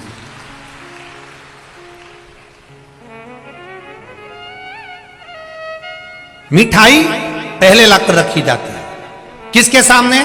जो अतिथि आया उसके सामने। और जरूरी नहीं है कि आप लड्डू रखिए, जरूरी नहीं है कि 56 भोग रखिए, जरूरी नहीं कि आप बहुत सारा पकवान रख दीजिए। जरूरी यह है कि जो आया है उसका मुख झूठा हो जाए, और जो लड्डू या शक्कर या गुड़ रखा है वो प्लेट झूठी हो जाए। प्लेट झूठी होने से क्या होगा? ये झूठी प्लेट जब हमारे अंदर जाएगी और अंदर पहुंचेगी तो अतिथि के मुख झूठे करने से ये झूठी प्लेट जब अंदर जाएगी तो हमारे घर का जो दरिद्रता है उसको बाहर ले जाएगी, इसलिए उस प्लेट को अंदर ले जाएगी।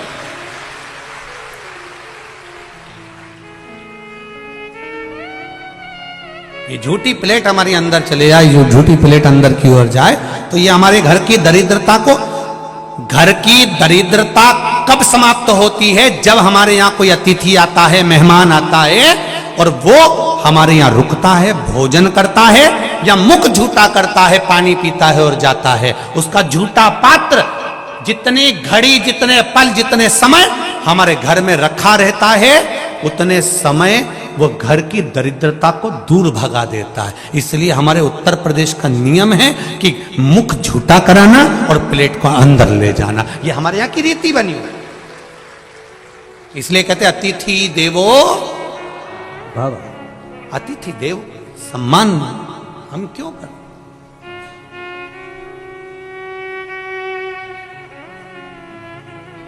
दरिद्रता को दूर भगाना। अब कितना अंतर है जरा ध्यान रखना। खुद के झूठे बर्तन 2 घंटे 4 घंटे तुम्हारे यहां पड़े हैं तो दरिद्रता प्रवेश कर रही है। जरा अच्छे से सुन लेना रे उत्तर प्रदेश वाले, कानपुर वाले, थोड़ा ध्यान लगाकर सुनना। और जितने लोग आस्था चैनल पर सुन रहे हैं, जितने फेसबुक यूट्यूब पर सुन रहे हैं, वो भी सुन लीजिएगा। खुद के झूठे बर्तन घर के अंदर 4 घंटा 5 घंटा पड़े हैं तो दरिद्रता को निमंत्रण दे रहे हैं, दरिद्रता को घर में बुला रहे हैं।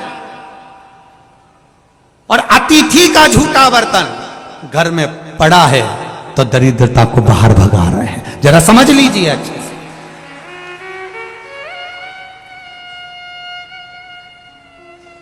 खुद का बर्तन, झूठा बर्तन जल्दी मांज देना चाहिए, जल्दी साफ करके रख देना चाहिए।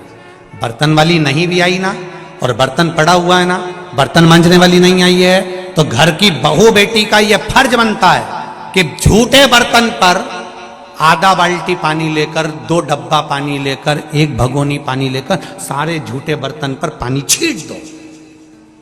पर झूठे बर्तन पर पानी होना जरूरी है। भले बर्तन वाली आएगी, वो 4 घंटे बाद आए, 8 घंटे बाद आए, वो बर्तन मांज देगी, पर उस बर्तन पर पानी पड़ जाना चाहिए। क्यों? घर में 1 रुपया आएगा, 1.25 रुपया खर्च होगा। एक व्यक्ति की तबीयत खराब होगी, दूसरा ठीक होगा, तीसरे की तबीयत खराब होगी, चौथा ठीक होगा, 5वें की तबीयत खराब होगी, छठा ठीक होगा। और जरा जरा सी बात में अगर विवाद हो रहा है, पानी ढुल गया तो विवाद, पलंग का कुछ काम हो गया तो विवाद, एक कटोरी गिर गई तो उसके पीछे विवाद। ये उसी के घर में होता है जिसके घर में खुद के झूठे बर्तन 2 या 3 घंटे तक पड़े रहते हैं। उसके घर में ये तीनों चीज जरूर होगी, ये निश्चित है। कोई ना कोई बीमार जरूर पड़ा रहेगा। 1 रुपया कमाओगे, 1.25 रुपए खर्च जरूर होगा। घर में पैसा नहीं दिखेगा, टिकेगा नहीं। चाहे कितना भी 4 जगह से कमा ले तो भी घर में पैसा नहीं दिखेगा। और तीसरे नंबर पर घर में जरा जरा सी बात में खटर पटर होगी। समझ लो कि तुम्हारे झूठे बर्तन तुम्हारे घर में 3 घंटा या 2 घंटा या 2.5 घंटे से ज्यादा पड़ा हुआ है। तो उसका एक ही साधन हो सकता है, झूठे बर्तन पर घर में से 1 जग पानी भरो, और भले बर्तन वाली 6 घंटे बाद आए, मना नहीं, पर झूठे बर्तन पर थोड़ा पानी छींट दो। उससे क्या होगा, आपकी तरफ से वो झूठन को समाप्त कर दिया गया है। फिर आपको वो दोष नहीं लगता, ये निश्चितता है। फिर दोष नहीं लगेगा। फिर वो बर्तन वाली 4 घंटे में आए, 6 घंटे में आए, 8 घंटे में आए, कोई दिक्कत नहीं। पर हमने पानी पिया, पटक दिया, हमने खाया, पटक दिया, पोया खाया, पटक दिया, चम्मच पटक दिया, गिलास पटक दिया। पूछो क्यों पड़ा है? तो बर्तन वाली आएगी तो आएगी, तो पानी तो थोड़ा सा डाल दो उस पर, थोड़ा झूठा, नहीं तो तुम्हारी आपस में विवाद होगा, तुम्हारा ही आपस में झगड़ा होगा, तुम ही आपस में सुखी से नहीं रह पाओगे, शांति से नहीं रह सकोगे। उसको थोड़ा समझो तो कि हमारा विज्ञान क्या कह रहा है, हमारा शास्त्र क्या कह रहा है। झूठा पात्र उठाकर एक साइड। महाराज देव ऋषि नारद शिव जी के पास में पहुंच गए। भगवान शंकर के पास में जाते से ही देव ऋषि नारद जी ने कहा, आप कामदेव को नहीं जीत पाए, पर मैंने कामदेव को जीत लिया है। कामदेव को मैंने जीता है, आप नहीं जीते हो। आपने कामदेव को नहीं जीता, पर मैंने जीता है। जैसे ही सुना कामदेव को मैंने जीता, शिव जी ने अपने गले की रुद्राक्ष की माला उतारकर देव ऋषि नारद के गले में पहना दी और कहा, नारद जी आप बैठो तो, इतना बड़ा काम आपने करा है, कम से कम बैठो तो। देव ऋषि नारद बोले, मुझे दूसरी जगह जाना है, इतना मेरे पास में समय नहीं है। रुद्राक्ष की माला पहनकर जब जाने लगे, शंकर भगवान ने हाथ जोड़कर कहा, आपने जो कहा ये बात अब आप किसी को मत कहना कि शंकर भगवान कामदेव को नहीं जीत पाए और मैंने जीता। ये बात किसी को मत कहो, जनता को तो वैसे ही मालूम पड़ जाता है कि इनने जीता। ओगड़दानी से सुनने के बाद भी देव ऋषि नारद सीधे भगवान विष्णु के यहाँ जाकर भगवान नारायण के पास खड़े होकर उन्होंने कह दिया, जिस कामदेव को शंकर भगवान नहीं जीत पाए, उस कामदेव को मैंने जीता है। ये शब्द जब नारायण के कानों में गया तो नारायण की आंख से अश्रु बह गया, आंख से आंसू बहने लगा। देखिए जरा, स्मरण करिएगा थोड़ा सा। शिव जी के शब्द को सुनकर, देवऋषि नारद के वचन को सुनकर, शंकर भगवान की वाणी के शब्द को सुनकर, देवऋषि नारद के शब्द को सुनकर रोने लगे भगवान विष्णु। लक्ष्मी जी ने पूछा तुम क्यों रो रहे हो? तो के नारद जी का अहंकार झलक गया, देवऋषि नारद का अभिमान झलक गया। ये अभिमान ठीक नहीं है नारद जी। निंदा करने वाला और निंदा सुनने वाला, ये दोनों महापापी होते हैं।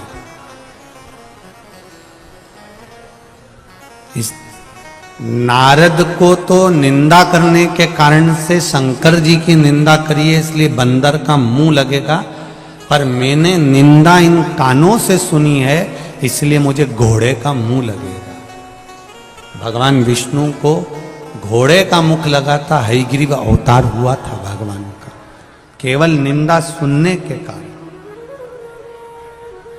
जितने भी लोग कथा सुन रहे हैं बड़े ध्यान से सुनना, शिव जी की कभी निंदा नहीं कर और ना कभी निंदा सुनना। अगर कोई निंदा करे तो उठकर चले जाओ वहां से, हमें नहीं सुनना। हम शंकर की निंदा नहीं सुन सकते। तुम्हें करना करो, भगवान ने तुम्हें बनाया ही निंदा करने के लिए।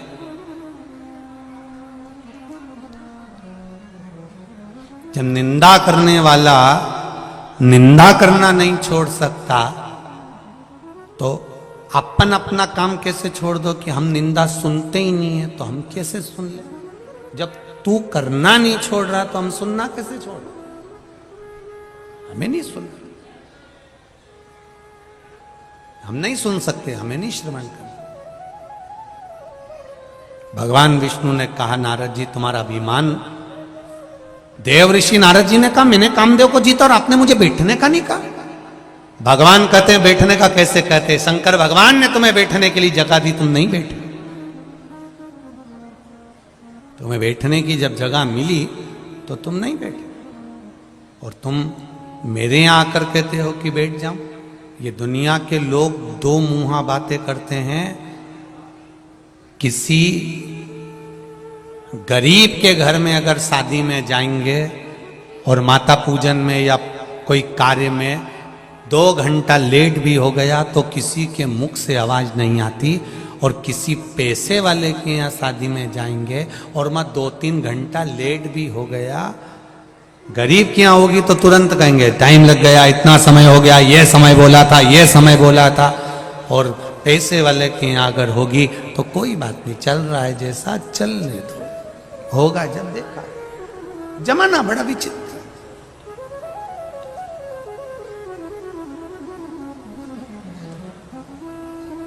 धन के साथी हजारों हैं, जब धन ही नहीं तो, जम के तो बोलो जरा, धन ही नहीं तो सुख के साथी हैं, जब सुख ही नहीं तो कोई नहीं। बावारी दुनिया मतलब की दुनिया में किसी का कोई। संसार केवल एक आप हैं तो ठीक है, आप दिख रहे हैं तो ठीक है, अन्यथा नहीं। देवऋषि नारद तुम्हें भोगना पड़ेगा। देवऋषि नारद गए, जाकर देवऋषि नारद ने माया के चक्कर में फंसे, सुंदर कन्या का स्वयंवर में पहुंचे और खुद का मुख बंदर सा बन गया। क्रोध आ गया, भगवान नारायण को श्राप दिया। कोई बात नहीं, पर नारायण से पूछा कि मेरा बंदर का मुख बना तो बना क्यों? आखिर बंदर का चेहरा मेरा कैसे बन सकता? कारण क्या? बड़ी मुश्किल से 84 लाखवें नंबर की योनि है मनुष्य की योनि। 83,99,999 योनि काटने के बाद ये मानव का शरीर मिला है, इतनी सुंदर काया मिली है, तो इस काया को व्यर्थ मत जाने देना। मेरा बंदर का चेहरा कैसे लग गया बताओ? बंदर का चेहरा इसलिए लगा क्योंकि तुमने शिव की निंदा करी है। अब मुझे इस बंदर के चेहरे से मुक्ति कैसे मिलेगी? तो कहा चंद्रभागा नदी के तट पर जाइए और वहां जाकर शिवलिंग का निर्माण कर कर उसका पूजन करो।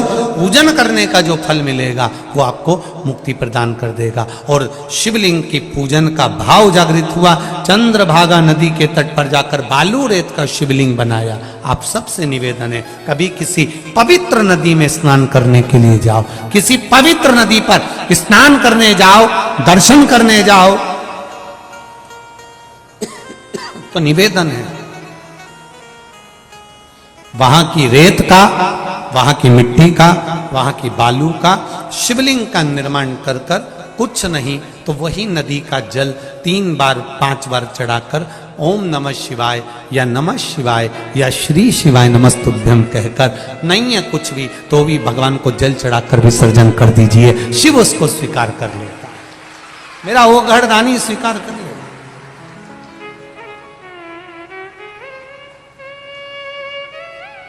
किसी पवित्र नदी पर जाए, वहां जाकर एक बात और अच्छे से सुन लीजिए। आपको लग रहा है कि शरीर में बड़ा रोग होने वाला है, आपको लग रहा है कि मेरा शरीर में डॉक्टर कोई रोग, कोई बीमारी बड़ी ना बता दे, तो निवेदन है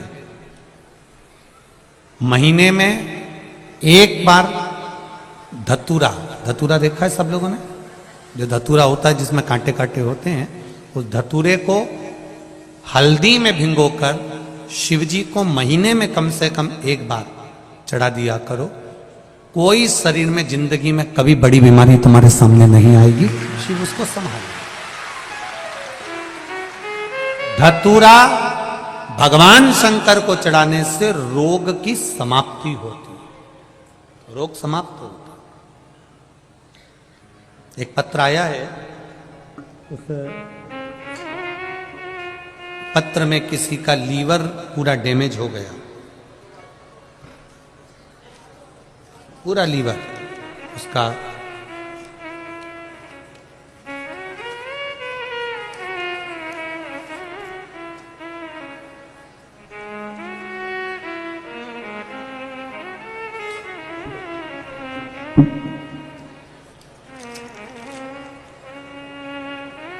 शंभु शरणे पड़ी मांगू घड़ी रे घड़ी दुख काटो दया करी दर्शन आपको। गुरुजी, मैं शिल्पी पांडे, निवासी गल्ला मंडी, कानपुर की रहने वाली हूँ। शिल्पी जी पांडे कहीं बैठी हो तो हाथ जरूर हिलाइएगा। शिल्पी पांडे जहां भी बैठी हो दोनों हाथ अवश्य हिलाएं। कहीं बैठी हैं? इस तरह से हाथ हिलाओ तो दिख जाओगी शिल्पी जी। अच्छा, पीछे हो क्या? ठीक है, ठीक है। मैं शिल्पी जी पांडे, गल्ला मंडी, कानपुर की रहने वाली हूँ। गुरुजी, मेरे मौसा जी की अचानक बहुत हालत खराब हो गई और उनको हॉस्पिटल में एडमिट करना पड़ा, जिससे जांच के बाद मुझे पता चला कि उनकी किडनी में इन्फेक्शन है। फिर उनको 2 हॉस्पिटल से जवाब हो गया। फिर गुरुजी तीसरे हॉस्पिटल मरियमपुर में ले गए, उन्हें आईसीयू में रखा गया और हम हर 2 दिन में डायलिसिस प्रारंभ हो गया। 2 दिन के अंदर अंदर उनको डायलिसिस होने लगा। डॉक्टर ने कह दिया अब इनको आप भले ले जाएंगे परंतु इनका डायलिसिस चलता रहेगा। फिर भी इनकी हालत नहीं सुधरी, डायलिसिस चलता रहा, हालत बिगड़ती जा रही थी। फिर कुछ भी, मेरे पड़ोसी के पास कुबेरेश्वर धाम का रुद्राक्ष रखा हुआ था। हमारे पड़ोसी सीहोर गए थे, वहां से कुबेरेश्वर धाम का रुद्राक्ष लाए थे। उस रुद्राक्ष को हमने पानी में गलाया, शिवजी को चढ़ाया, उनसे मांगकर जल ले जाकर रोज आईसीयू के अंदर कुछ भी खिलाना ले जाना मना था। तब हम अपना रुमाल उस रुद्राक्ष के जल में गीला कर कर ले जाते थे और वो जल उनके होठ पर रुमाल फेर कर आ जाते थे। गुरुदेव बाबा की ऐसी कृपा हुई कि मेरे मौसा जी आईसी से भी बाहर हो गए और डायलिसिस भी बंद हो गया। शिव जी की कृपा इसको कहते हैं। मेरा नाम शिल्पी पांडे है, मैं निवासी गल्ला मंडी कानपुर की रहने वाली हूँ। एक लाइन बड़ी सुंदर शिल्पी जी आपने लिखी, बाबा तेरे ही भरोसे मेरा पूरा परिवार है, शिव की कृपा ऐसी होती है। ये शिल्पी पांडे का पत्र। बैठिए शिल्पी जी। श्री शिवाय नमस्ते। शिव कृपा, शंकर की उदारता, उसकी करुणा, उसकी दया। अब डायलिसिस भी नहीं चल रहा है। शिव को चढ़ाया गया जल, उस जल का आचमन हमें सुख देता है। क्या देगा वो तो वो जानता है। आप लोग तो 7 दिन की कथा सुनो। 7 दिन के बाद में जब कथा विराम हो तो उससे 3 महीना बाबा से जो तुमने बोला है, दिल से अगर सुनी होगी और दिल से अगर बोला होगा तो वो दिल से देगा भी निश्चित है। आप तो सुनो दिल से, दिल से श्रवण करो। अविरल भक्ति के साथ नारद जी कह रहे हैं, मेरी गति चंद्रभागा नदी के तट पर शिवलिंग का निर्माण करना, उसका पूजन करना, तब जाकर देवऋषि नारद का सही स्वरूप आना, शिव जी को स्वयं आकर दर्शन देना। कह दिया नारद, निंदा से थोड़ा सा दूर रहो। सब निंदा चल सकती है पर शंकर की निंदा ना तो सुनी जाए और ना करी जाए। अगर कोई फेसबुक, यूट्यूब, व्हाट्सएप काय पर भी अगर कोई शंकर जी के प्रति गलत पोस्ट भी कर दे तो उसको वहीं की वहीं या तो डिलीट कर दो या आप वहां से बाहर निकल जाओ। जवाब देना है तो इतना जरूर दे दो कि भाई तू पहचानता नहीं, जानता नहीं तो क्यों शिव निंदा में लगा हुआ है। शंकर की आराधना करो, निंदा नहीं करो। शिव करो शंकर की आराधना।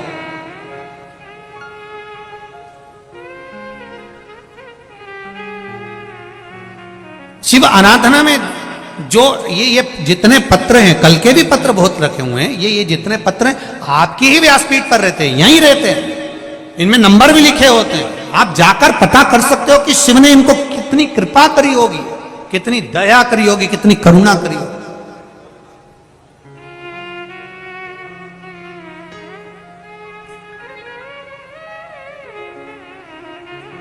यहां यूपी में, उत्तर प्रदेश में, अभी काशी में कथा हुई, उसके बाद में ये कथा उत्तर प्रदेश की ये कल्याणपुर कानपुर में हो रही है।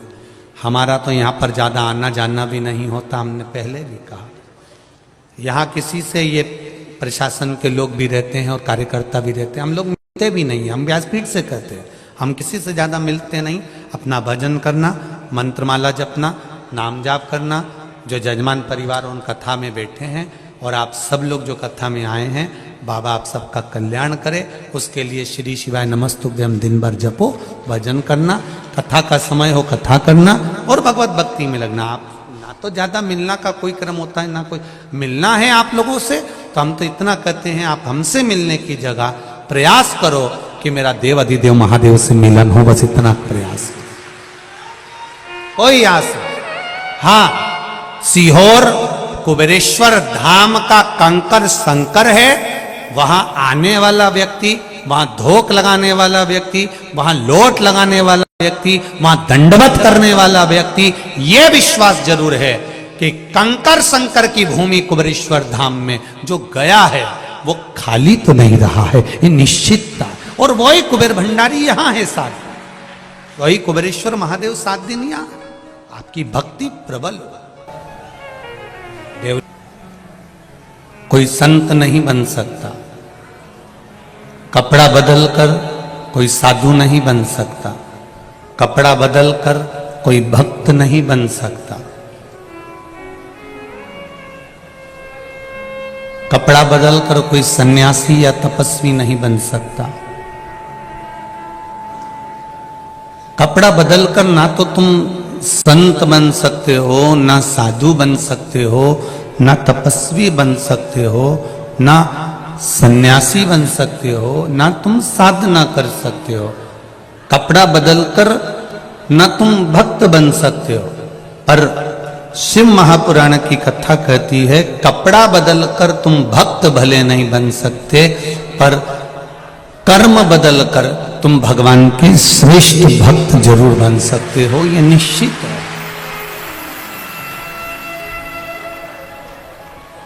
कई लोग ऐसे हैं जिन्होंने कपड़ा बदला और संत बन गए या साधु बन गए या गुरुजन बन गए या कोई भक्त बन गए। तो उनसे निवेदन करूंगा, इससे आप केवल चोला बदल सकते हो पर कर्म नहीं बदल सकते। कर्म बदलकर ही परमात्मा को प्राप्त किया जा सकता। कर्म बदलकर ही हम भगवान को प्राप्त कर सकते हैं।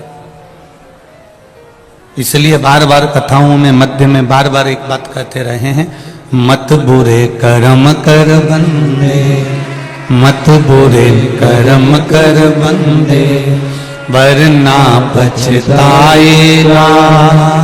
भगवान की आंखों से तू बच नहीं पाएगा, तू बच नहीं पाएगा।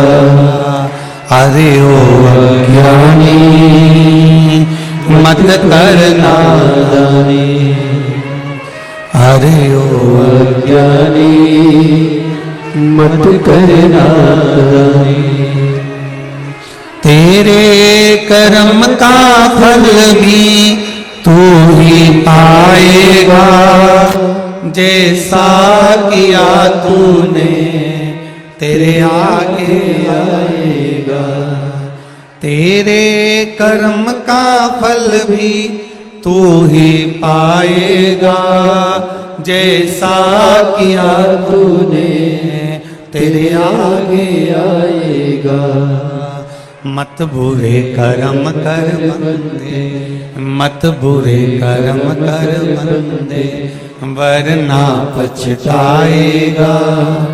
भगवान की आंखों से तू बच नहीं पाएगा, तू बच नहीं पाएगा।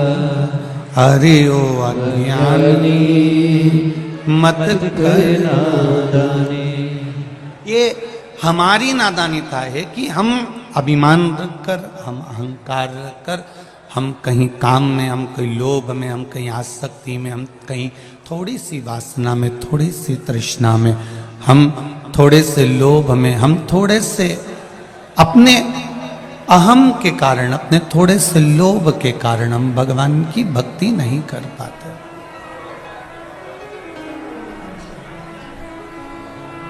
हम भगवान का भजन नहीं कर पाते, हम भगवान का स्मरण नहीं कर पाते।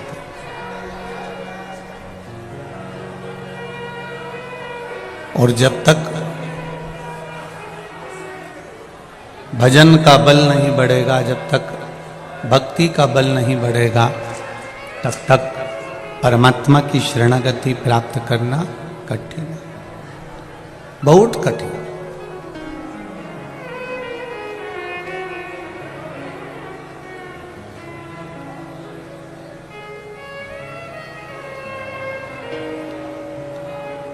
महाराज,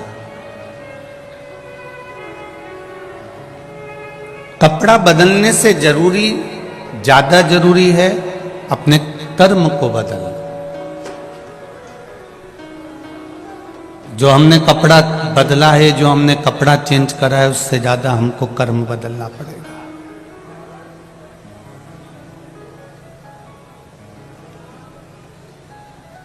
अपने कर्म को थोड़ा सा बदलने का प्रयास करिए।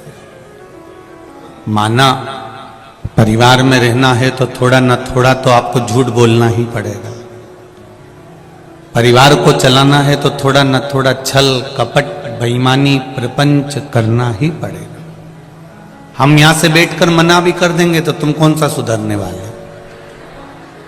कौन सा तुम झूठ बोलना छोड़ दोगे? कौन सा तुम कपट करना बंद कर दोगे? कौन सा तुम छल करना बंद कर दोगे?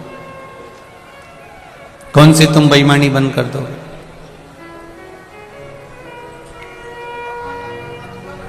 अभी वो एक बेटी श्रद्धा के साथ में दिल्ली में कुछ गलत हुआ, उसके 35 टुकड़े कर कर कोई व्यक्ति ने, जो जिसके साथ वो रहती थी, उसने फेंक दिया। अब उसके लिए बोलकर करोगे भी तो क्या करोगे? अब जरूरत उसके लिए बोलने की नहीं, अब जरूरत उसकी जरूरत है कि हमारे घर की बेटियां और बेटे ऐसे गलत काम ना उठा ले, उसको संभालने की जरूरत है।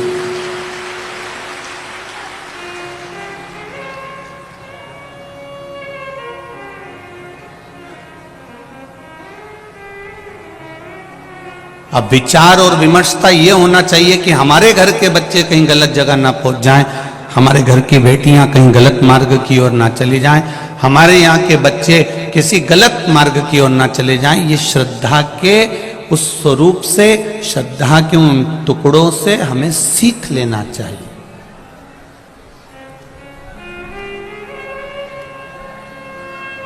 और ऐसा नहीं है कि माता पिता ध्यान नहीं देते, माता पिता बहुत ध्यान देते हैं, पर व्यक्ति जब कीचड़ में गिर गया तब ध्यान दिया तो क्या मतलब का? सामने खड्डा है और कीचड़ भरा हुआ है, उससे पहले माँ बाप को अपने बच्चों का हाथ पकड़कर रोक लेना चाहिए। ये मूल है, मूलता हुआ। आपसे भी केवल इतना ही निवेदन करना चाहेंगे, आपसे भी केवल यही कहना चाहेंगे और यही प्रार्थना करना चाहेंगे। संसार सागर, भव सागर बहुत बड़ा है,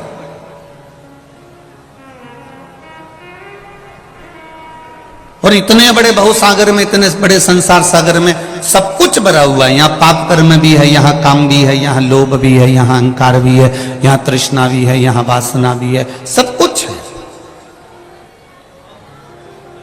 दुकान पर बैठो, खूब कमाओ, नौकरी करो, खूब कमाओ, व्यापार करो, धंधा करो, बिजनेस करो, खूब कमाओ, मना नहीं है।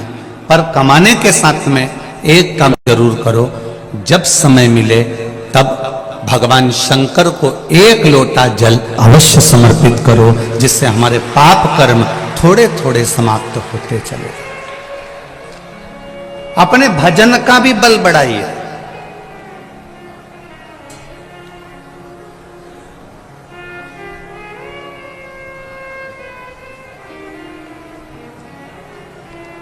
हमने अभी रायपुर की कथा में एक बात कही थी, आय बढ़ाने का साधन सबको ही बताएंगे आपको, आय बढ़ाने का तरीका हर एक व्यक्ति बताएगा आपको, आय बढ़ाने का साधन प्रत्येक व्यक्ति आपको बता देगा, पर उम्र बढ़ाने का साधन नहीं बता पाएगा कि हम किसका आशीर्वाद प्राप्त करें कि हमारी उम्र बढ़ जाए। वो भागवत या शिव पुराण